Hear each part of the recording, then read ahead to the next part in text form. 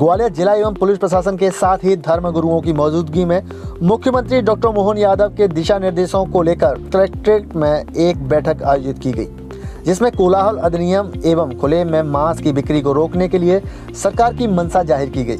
हालांकि शासन की ओर से पहले ही कोलाहल अधिनियम और खुले में मांस की बिक्री प्रतिबंधित है, बावजूद इसके लोग ध्वनि प्रदूषण फैला रहे हैं और वहीं खुले में मांस की अवैध रूप से की जा रही बिक्री को लेकर भी समय लोग सचेत नहीं हैं। इसी को लेकर जिला प्रशासन ने धर्म गुरु एवं आध्यात्मिक केंद्र के संत प्रपाल सिंह महाराज एवं अन्य लोगों की मौजूदगी में शासन की मंशा से यह बैठक बुलाई। इसके लिए जल्द ही उड़नदस्ते भी गुरुवार शाम तक तैयार कर दिए जाएंगे, जो ध्वनि प्रदूषण एवं खुले में मांस की बिक्री करने वालों के खिलाफ कार्रवाई करेंगे। Bureau report, Madhyanchal today digital, Gwalior.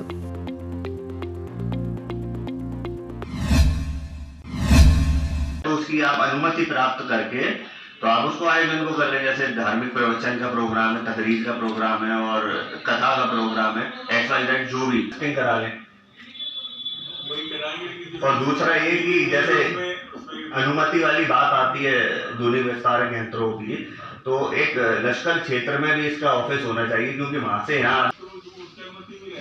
और सर इसमें मेरा एक सुझाव ये भी था कि अगर जैसा मस्जिदों के नुमाइंदा उनके साथ होना चाहिए, ताकि वहाँ कोई विवाद की स्थिति नहीं आए कि पुलिस एकदम मस्जिद में क्यों आ गई, मंदिर में क्यों आ गई, क्या बात हो गई। ऐसा एक समाज का नुमाइंदा आप सेट कर दें कि ये आपके साथ रहेंगे। बस हमने वो प्रावधान बताया जो निर्देश आए चलते, और अभी माननीय संत ने बात की और इनका कहना था कि जो ऑलरेडी लगे हुए उनको चेक करा लें, तो काम को चेक करा देंगे।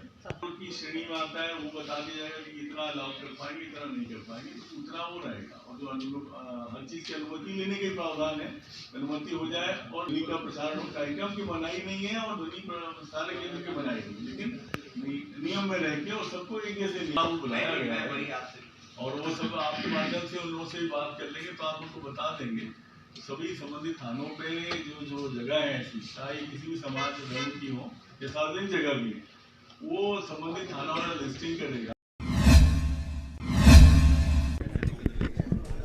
अभी शासन के नए निर्देश जो आए हैं, इसमें दो चीज़ों पे फोकस किया गया है। एक तो ध्वनि प्रदूषण पे, क्योंकि ये लगातार देखने में आ रहा है कि बहुत ज़्यादा ध्वनि प्रदूषण हो जाता है कंपटीशन में, और उसके चक्कर में लोगों के स्वास्थ्य पे बहुत फ़र्क पड़ रहा है, पढ़ाई लिखाई प्रभावित हो जाती है और काफ़ी लोग परेशान हैं उसमें। तो इसमें नियम पहले से हैं, ध्वनि कोलाहल नियंत्रण अधिनियम है, उसका पालन करने के लिए भी निर्देश दिए गए। और इसमें बोला गया है कि ज़्यादा से ज़्यादा संख्या में उड़न दस्ता बनाए जाएँ, जिसमें थाना वाइज हम बनाएंगे ग्वालियर में, जिसमें थाना प्रभारी एक रहेंगे सदस्य, उसमें एक राजस्व विभाग के अधिकारी, तहसीलदार, नायब तहसीलदार रहेंगे, और पोल्यूशन कंट्रोल बोर्ड और नगर निगम के अधिकारी भी साथ में रहेंगे। तो ये जो धार्मिक स्थान और सार्वजनिक स्थान है, उनको चिन्हित करके वहाँ पे किसी भी तरह का ध्वनि विस्तारक यंत्र है तो वो अनुमति लेके लगवाया जाए। और उसको ये देखेंगे कि 4 तरह की क्लासिफिकेशन है, इंडस्ट्रियल, कमर्शियल, रेसिडेंशियल और साइलेंस। तो उसमें जो अलाउड लिमिट है ध्वनि की, उस ध्वनि की सीमा तक ही वो बजाया जाए, ये सुनिश्चित किया जाए। इसके लिए अभी सामान्य तौर पर उसमें लिखा है कि 2 जो साउंड सिस्टम है वो उनकी अनुमति दी जा सकती है। इसका परीक्षण कर लिया जाएगा और उसको लगातार उस पर कार्रवाई उड़न दस्ता करेगा। अगर कोई शिकायत आती है तो उसमें ये प्रावधान है कि 3 दिन के अंदर उसकी पूरी जांच करके प्राधिकृत अधिकारी जो SDM रहेंगे और उसके ऊपर नोडल अधिकारी जिले के ADM रहेंगे, वो उस पर कार्रवाई कराएंगे। तो ये एक ध्वनि के लिए है कि कोई इस तरह की न्यूसेंस ना हो, और सभी के लिए है, ये सभी धर्म वालों के लिए भी है और सभी धार्मिक स्थलों के लिए और सार्वजनिक स्थलों के लिए है। कोई इंडोर में कुछ कार्यक्रम करना चाहता है, जैसे बाहर ध्वनि नहीं आ रही, तो उसमें कोई ऐसी आपत्ति नहीं है, लेकिन बाहर अगर आम जनता उससे परेशान होती है और ध्वनि प्रदूषण की उसमें आता है तो उस पर कार्रवाई की जानी है। दूसरे पे है कि खुले में पशु मांस और मछली का विक्रय का प्रावधान जो है वो नहीं है, होना चाहिए। तो खुले में अगर बेचता है तो वो उसमें उसके पास में या तो पारदर्शी कांच वगैरह होना चाहिए, जो विक्रय होगा उसका जो पशु का काटना होगा वो बिल्कुल अंदर होना चाहिए, वो कहीं दृश्य नहीं होना चाहिए, और वहाँ पे कचरे का निष्पादन करने की और साफ़ सफाई की पर्याप्त व्यवस्था होना चाहिए, और इसके लिए भी उनके पास अनुज्ञप्ति होना चाहिए। हाँ, इन पे कार्रवाई की जाएगी। इसमें भी कल की तारीख से इसमें अभियान चालू किया जाएगा। जो दुकानें अधिकृत हैं उन्हीं पर ये चीज़ें हो पाएंगी, और जहाँ पे दुकानें हैं या अनुमति दी जाती है उनमें जो नियम है उनका पालन कराया जाएगा, ताकि लोक स्वास्थ्य के लिए ज़्यादा अच्छा रहेगा। तो ये दोनों चीज़ों को हमने बात की है, हमारे धर्मगुरुओं से भी बात करी है, और जो इससे संबंधित स्टेक होल्डर हैं जैसे मैरिज गार्डन वाले, डीजे वाले, इन सब से भी आज थाना स्तर पे सभी थाना प्रभारी भी बात करेंगे और संबंधित राजस्व अधिकारी भी बात करेंगे, और हम सुनिश्चित करेंगे कि इन सारी चीज़ों का पालन ग्वालियर ज़िले में अच्छे से हो।